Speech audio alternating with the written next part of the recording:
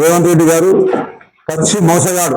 ప్రజలకు అన్ని అబద్ధాలు చెప్పి అధికారంలోకి వచ్చి ఇచ్చిన వాగ్దానాలన్నీ కూడా ఎగ్గొట్టి రకరకాలుగా తేదీలు నిర్దేశిస్తూ ఈ తేదీకి ఇది చేస్తా, ఈ తేదీకి ఇది చేస్తా అని చెప్పేసి చెప్పుకుంటూ మోసం చేసుకుంటూ వచ్చిండు. ఇప్పుడు స్థానిక సంస్థల ఎన్నికలు పెడదామనే ఆలోచనతోని ఇంకా కొన్ని మళ్ళా ప్రజలను మోసగించే పనులు చేస్తున్నాం.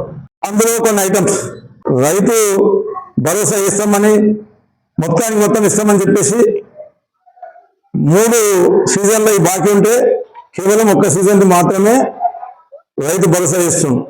అందులో కూడా రైతులు పంటలు పెట్టలేదని చెప్పేసి కొన్ని సర్వే నంబర్లకు రైతు భరోసా ఇస్తారు. మన పటంచెల్లో కూడా ధర్నా చేయడం జరిగింది. నిన్ననే ధర్నా చేయడం జరిగింది. హరీష్ రావు గారు మా సంఘానికి నాయకులు అందరూ కలిసి ధర్నా చేయడం జరిగింది. ఇక్కడ నారాయణఖేడ్లో కూడా అట్లాంటి పరిస్థితి ఎంతో మందికి ఉన్నది. నాకే 2-3 ఫోన్ చేసి మాట్లాడినారు. తర్వాత అది బయటపడుతుంది. మా పార్టీ తరఫు నుంచి అందరికీ ప్రజలకు విజ్ఞప్తి చేస్తున్నాం, రిక్వెస్ట్ చేస్తున్నాము. ఇది మోసము. ఒకవేళ 3 విడతల రైతు భరోసా కనుక వేస్తే గవర్నమెంట్ అప్పుడు మీరు కాంగ్రెస్ ఓటు వేయాలి.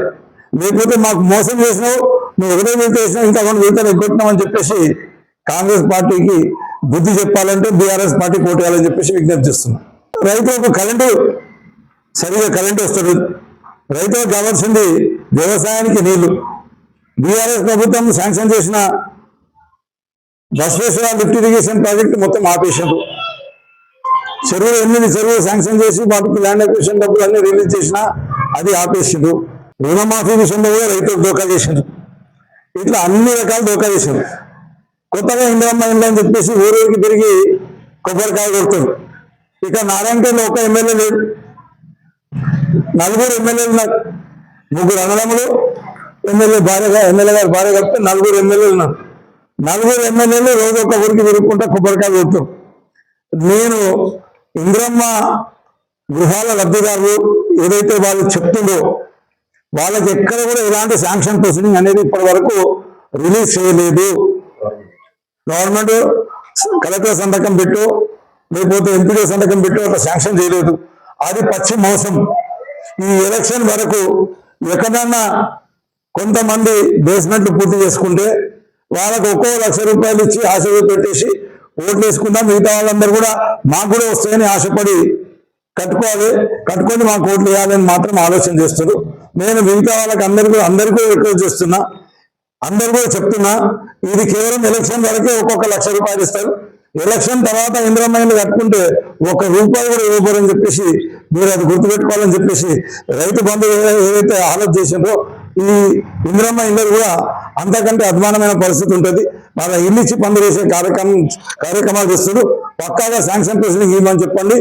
అడ్వాన్స్ డబ్బులు రిలీజ్ చేస్తేనే ఓట్లు వేయాలి. ఇందిరమ్మ ఇల్లు లబ్ధిదారులు కట్టుకునే వాళ్ళు కూడా వాళ్ళకి బిల్లు వస్తేనే వాళ్ళకి ఓట్లు వేయాలని చెప్పేసి అడ్వాన్స్ బిల్లు వేస్తేనే ఓట్లు వేయాలి, లేకపోతే ఓట్లు వేయద్దని చెప్పి అలా ఇందిరమ్మ ఇళ్ళ ఇంకా కాంగ్రెస్ కార్యకర్తలకే ఇల్లు ఇస్తుంది. అర్హులైన వాళ్ళకి అందరూ కూడా ఇల్లు ఇవ్వాలి, అర్హత లేని వాళ్ళకి అందరికీ ఇవ్వకూడదని కూడా నేను డిమాండ్ చేస్తున్నా. అదే మాదిరిగా 3 నెలల బియ్యం ఇస్తున్నాం, 3 నెలల బియ్యం ఇస్తున్నాం అంటే నువ్వేమిస్తున్నావు రేవంత్ రెడ్డి? నువ్వు ఇచ్చేదేముంది? వాళ్ళకు ఈ నెల బియ్యము, వచ్చే నెల బియ్యము, అటు వచ్చే నెల బియ్యం మొత్తం 3 కలిపి ఒక్కసారి ఇస్తున్నాం. ఏమమ్మా ప్రతి నెలకు ఇట్లనే 3 నెలల బియ్యం ఇస్తావా? గది చెప్పు. నువ్వు వచ్చే నెల కూడా 3 నెలల బియ్యం ఇస్తావా? అటు వచ్చే నెల బియ్యం 3 నెలల బియ్యం ఇస్తావా? నువ్వు కోటా ఏమన్నా పెంచినవా? అందుకని నేను చెప్తున్నా, మీ రేషన్ కార్డు లబ్ధిదారులకు అందరూ కూడా చెప్తున్నా, రేషన్ కార్డు హోల్డర్లకు ఈ నెలలో ఇచ్చిన బియ్యం వచ్చే నెల అటు వచ్చే నెల 3 నెలలు కల్పించారు. వచ్చే నెల అటు వచ్చే నెలలు ఏం రావు. మరి మాకు 3 నెలల బియ్యం వచ్చిందని ఆశపడి మీరు ఓటు వేయకండి. ఇది సన్న బియ్య పథకం కూడా అందరూ కూడా బియ్యం మంచిగా వస్తారు. ఇది కూడా ఎలక్షన్ వరకే ఉంటే ఎలక్షన్ తర్వాత ఇది కూడా ఆపేస్తారు. మీరు దాని విషయంలో కూడా మీరు జాగ్రత్తగా ఉండాలని చెప్పేసి నేను రిక్వెస్ట్ చేస్తున్నా. రాజీవ్ యువ వికాస్ అని కార్యక్రమం పెట్టింది. దాంట్లో కూడా అందరినీ సెలెక్ట్ చేయకుండా కేవలం కాంగ్రెస్ కార్యకర్తలకే సెలెక్ట్ చేస్తాం. అంటే ఏమన్నప్పుడు చెప్పినప్పుడేమో ఇందిరమ్మ ఇల్లు అందరికీ ఇస్తాం, రాజీవ్ యువ వికాసం ఎవరికైతే ఉద్యోగం కాలేదో ప్రతి ఒక్కరికి ఇస్తామని చెప్పేసి మాట్లాడారు. అది ఇప్పటివరకు పోస్ట్పోన్ చేసుకుంటే ఇప్పటివరకు అయితే ₹1 కూడా ఇచ్చిన దాఖలాలు అయితే ఒక్కరికైనా శాంక్షన్ ఇచ్చిన దాఖలాలు. దయచేసి యువతకు అందరికీ నేను యువతకు విజ్ఞప్తిస్తున్నా, మీరు ఈ కాంగ్రెస్ వాళ్ళు చెప్పిన మాటలన్నీ మోసపోయి ఓట్లు వేస్తే మీ భవిష్యత్ పాడైతే ఇప్పటికే జాబ్ క్యాలెండర్ అది ఇది అని చెప్పేసి మిమ్మల్ని మోసం చేశారు. ఇప్పుడు జాబ్ క్యాలెండర్ డిక్లేర్ చేయలేదు. మరి ఒక జాబ్ కూడా కొత్తగా కాంగ్రెస్ గవర్నమెంట్ అధికారంలోకి వచ్చినాక ఒక జాబ్ కూడా మీకు ఇవ్వలేదు. నిరుద్యోగ ఏదైతే ఇస్తామని అన్నారో మాట ఇచ్చారో ప్రియాంక గాంధీ గారు కూడా చెప్పిండ్రు, రేవంత్ రెడ్డి గారు కూడా చెప్పిండ్రు. అది ఇప్పుడు మేము చెప్పలేదనే మాట్లాడుతారు. కాబట్టి ఇది కూడా వస్తుందని ఆశపడి మీరు కనుక ఓట్లు వేస్తే మీ భవిష్యత్తులో అన్ని పాడైతాయని చెప్పేసి మీరు ఈ ఎలక్షన్లో ఖచ్చితంగా బీఆర్ఎస్ పార్టీకి ఓటేసి కాంగ్రెస్ పార్టీకి బుద్ధి చెప్పాలని చెప్పేసి యువత కూడా నేను విజ్ఞప్తి చేస్తున్నా. అట్లనే పెన్షన్ రాలేదు. అప్పుడు కాంగ్రెస్ గవర్నమెంట్ అధికారంలోకి రాకముందు ఈ నెల తీసుకుంటే 2000, వచ్చే నెల తీసుకుంటే 4000 అన్నారు. రేవంత్ రెడ్డి మోసగాడు కాబట్టి రేవంత్ రెడ్డి మొదటి సంతకం అది వెళ్తా అని చెప్పేసి ఇవ్వలేదు. అదే ఆంధ్రప్రదేశ్ రాష్ట్రంలో 1 సంవత్సరం అయినా ఈయన ఇవ్వలేదు. ఆంధ్రప్రదేశ్ రాష్ట్రంలో 2000 నుంచి 4000 రూపాయలు ఆల్రెడీ ఇవ్వడం స్టార్ట్ చేసింది. ఈయన అది మోసం చేసిండు. కాబట్టి నేను పెన్షన్దారులందరూ, ఆసరా పెన్షన్దారులందరూ కూడా విజ్ఞప్తి చేస్తున్నా, మీరు ఓటు టీఆర్ఎస్ పార్టీకి వేస్తేనే రేవంత్ రెడ్డికి జ్ఞానోదయం అవుతుంది. మోసం చేస్తే ప్రజలు మనకు చెప్పుతో కొడతారని అర్థమవుతుంది. కాబట్టి మీరు ఖచ్చితంగా మీ ఓట్లన్నీ కూడా టీఆర్ఎస్ పార్టీకి వేసి రేవంత్ రెడ్డి గారికి బుద్ధి చెప్పాలని చెప్పేసి నేను విజ్ఞప్తిస్తున్నాను. అదిగాక మహిళలకు అందరూ వీడియోస్ ఉంటారు, భర్తలు చనిపోయిన మహిళలకు ఇప్పటి వరకు కాంగ్రెస్ గవర్నమెంట్ అధికారంలోకి వచ్చిన తర్వాత ఒక్కరు కూడా పెన్షన్ ఇవ్వలేదు. 50 సంవత్సరాల నిండిన వాళ్ళకు మేము 2022లో ఇచ్చినాం. మరి 2023లో కొంతమందికి 50,000 వస్తాయి, 24లో కొంతమందికి 50,000 వస్తాయి, 25లో కొంతమందికి 50,000 వస్తాయి. వాళ్ళకి ఎవరు కూడా మళ్ళీ కొత్తగా పెన్షన్ శాంక్షన్ చేయలేదు. ఆయన చెప్పినేమో భర్తకు పెన్షన్ ఉంటే భార్య కూడా ఇస్తాడు, భార్యకు పెన్షన్ ఉంటే భర్త కూడా ఇస్తాడు. కానీ ఒక్కటి కూడా కొత్త శాంక్షన్ అదైతే ఇవ్వనే ఇవ్వలేదు. కొత్తగా ఒక్కటి కూడా పెన్షన్ కూడా మంజూరు చేయలేదు. మహిళలకు పెద్ద మోసం చేశాడు. ఇప్పుడు కూడా పచ్చి అబద్ధాలు చూట మాటలు మాట్లాడుతాడు. మహిళలని కోటీశ్వరులను చేస్తానంటాడు. వాళ్ళు మహిళలకు ఇచ్చింది ఏం లేదు, చేసింది ఏం లేదు. మహిళలకు ఏదైనా ఉంటే కూడా బ్యాంకులు ఇచ్చే అప్పులు తీసుకొని వాళ్ళకు ఏదైతే వడ్డీ మాఫీ చేయాలో ఇప్పటి వరకు వడ్డీ మాఫీ డబ్బులు కూడా వేయలేదు. బ్యాంకు నుంచి రుణాలు తీసుకుంటూ కట్టుకుంటున్నాం. ఈయన కొత్తగా చేసింది ఏమీ లేదు. మరొకటి 2,500 రూపాయలు ప్రతి నెల మహిళలకు ఇస్తా అని చెప్పేసి అది కూడా మోసం చేశారు. కాబట్టి మీ దగ్గరికి కాంగ్రెస్ నాయకులు ఓటు అడగడానికి వస్తే జాడు కట్టలు తీసుకొని కొట్టాలి. కొడుక 2,500 ఇచ్చిన తర్వాతనే మా దగ్గరికి ఓటు అడగడానికి రావాలని చెప్పేసి వాళ్ళకి జాడు కట్టలు తీసుకొని కొట్టాలని చెప్పి విజ్ఞప్తి చేస్తున్నాం. మరి కాలేజీ పిల్లలకు కూడా అమ్మాయిలకు స్కూటీలు ఇస్తాం ప్రతి ఒక్కరికి అని చెప్పి మాట ఇచ్చింది.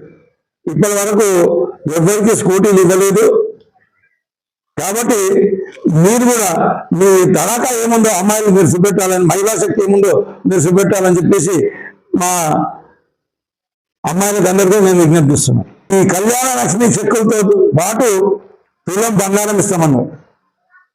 ఆ తులం బంగారం అయితే అసలే ఇస్తలేరు.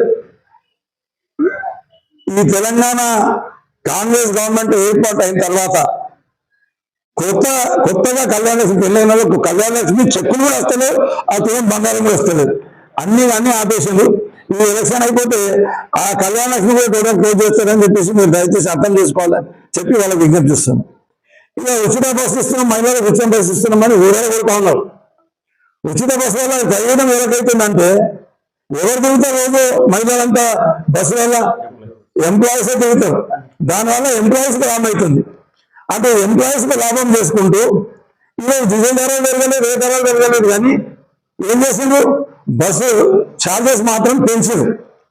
అంటే ఇది మగవాళ్ళకు మగవాళ్ళ దగ్గర వసూలు చేస్తున్నారు, పురుషుల దగ్గర వసూలు చేస్తున్నారు, ఎంప్లాయీస్ మహిళలకు పంచుతున్నట్టు లెక్క. ఇది ఈ రకంగా అన్ని ఉన్నాయి.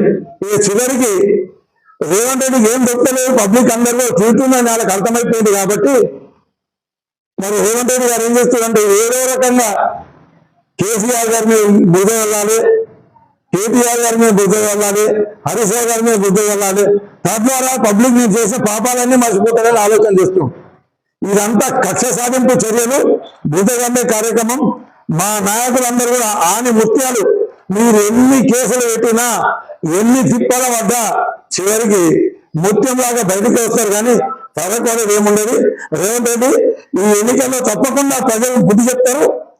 మీరు ఇప్పటికైనా మీ వైఖరి మార్చుకొని ప్రజలకు ఇచ్చిన హామీలన్నీ కూడా నిలబెట్టుకోవాలని చెప్పేసి నేను డిమాండ్ చేస్తా ఉన్నాను.